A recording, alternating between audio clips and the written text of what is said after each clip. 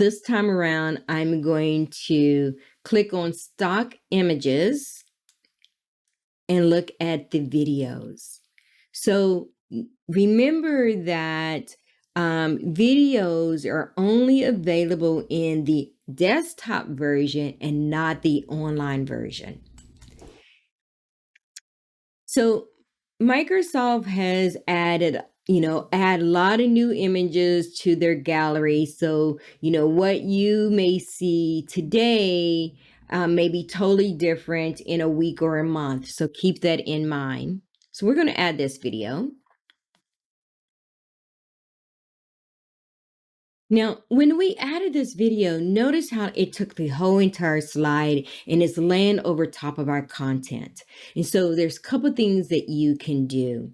So click on video format.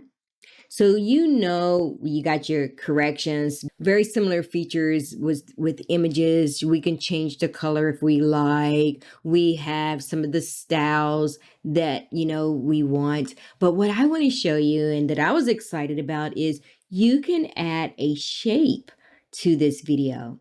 So if I click on the shapes and I choose this block arrow,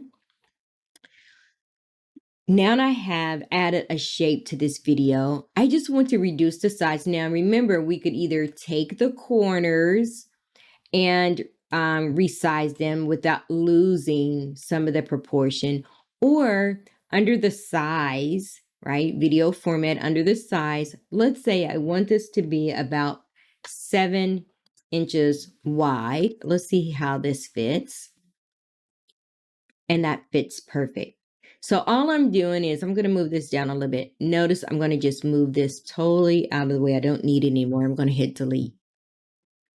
So now I have added this video in a particular shape onto my page just to give some different elements. Now, I also want to show you too, now that we have this here, you can click on design ideas and Microsoft is going to give you some ideas that how you can make changes here.